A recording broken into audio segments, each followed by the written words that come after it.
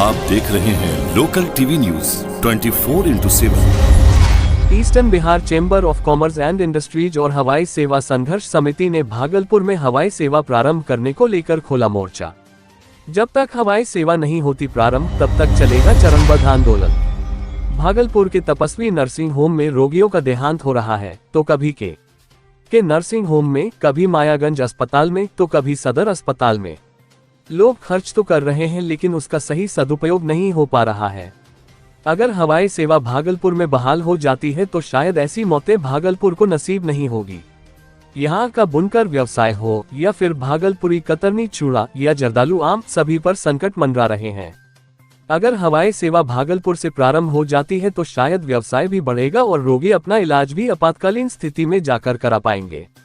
इसको लेकर eastern Bihar chamber of commerce and industries के साथ साथ हवाई सेवा संघर्ष समिति ने मोर्चा खोल दिया है और यहाँ के लोगों ने चरणबद्ध आंदोलन शुरू कर दिया है।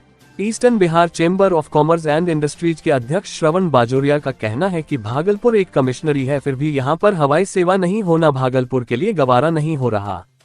वहीं जहां हवाई अड्डा है वहां पर करोड़ों रुपए सरकार खर्च करके बाउंड्री दिलवाए, रनवे बनवाया, लेकिन वह सब धूल फांक रहा है।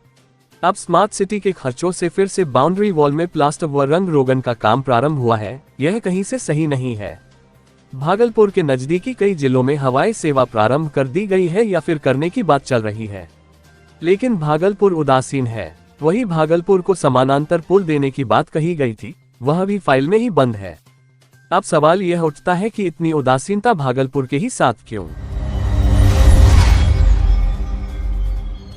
ये मांग बहुत पुरानी है। इसके पूर्व में भी इसके लिए जो है काफ़ी प्रयास किया गया सारी संस्थाओं के साथ। भागलपुर को हवाई जहाज़ चाहिए। अगर अगल बगल में हमारे हवाई जहाज़ है तो भागलपुर क्यों नहीं? भागलपुर किस मामले में कमी है? सिल्क की नगरी है, यहाँ पे इतनी यहाँ पे दुकानें हैं, इतने लोग का आवागमन है। ये भागलपुर जिला नहीं है, भागलपुर कमिश्नरी है। पूर्व में बात उठाई गई थी कि मिनी हाई कोर्ट कहीं स्थापना हो, वो बात ख़त्म हो गई। अभी हमारे गार्जियन बताया जायसवाल साहब ने कि पुल डबल करने की बात, तो वो ख़त्म है। सुल्तानगंज में पुल बनने की बात हो तो बन रहा है, तो वो गिर रहा है। हवाई अड्डे की बात हो तो उसमें हमने करोड़ों रुपया खर्च करवा दिया सरकार का, लेकिन क्या हुआ? वो मोटरसाइकिल चल रही है, स्कूटर चल रही है, लोग वॉकिंग कर रहे हैं, लोग गोबर खोक रहे हैं, लोग गाय चला रहे हैं। और आज फिर हमने पेपर में पढ़ा है कि स्मार्ट सिटी के फंड से वहाँ का दीवार बनाया जा रहा है, वहाँ बिजली बनाया जा रहा है। आखिर उस पैसे का होगा क्या? और सरकार ये कह दे कि उसमें हवाई अड्डा नहीं बनेगा, हम दूसरी जगह बनाएंगे, फिर जो कराना कराइए, लेकिन पैसे की बर्बादी सरकार का क्यों? ये जनता के काम में होना चाहिए। ये पैसा जगह का चिन्हित करना सरकार का काम है। हमारे यहाँ के जनप्रतिनिधि है, क्यों नहीं सोच पा रहे इस मामले में? क्योंकि उनको भी परेशानी तो हो रही है। दिल्ली उनको जाना है, पटना उनको जाना है, उनको भी परेशानी हो रही है। अब वो जनता की परेशानी को देखने के लिए है। जनता उनको इसलिए चुन के लाई है कि आप जनता की परेशानी को देखिए। और ये बहुत बड़ी बात है।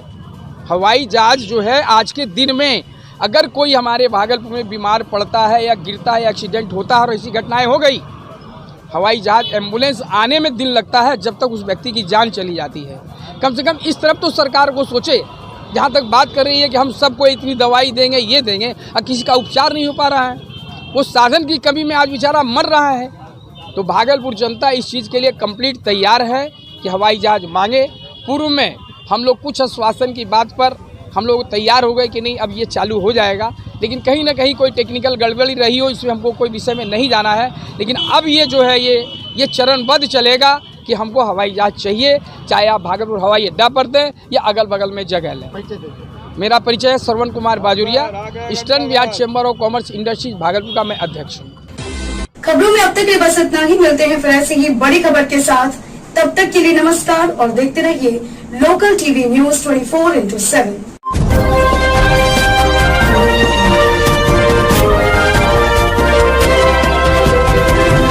आप देख रहे हैं लोकल टीवी न्यूज 24/7। सब पर नजर, सबकी खबर।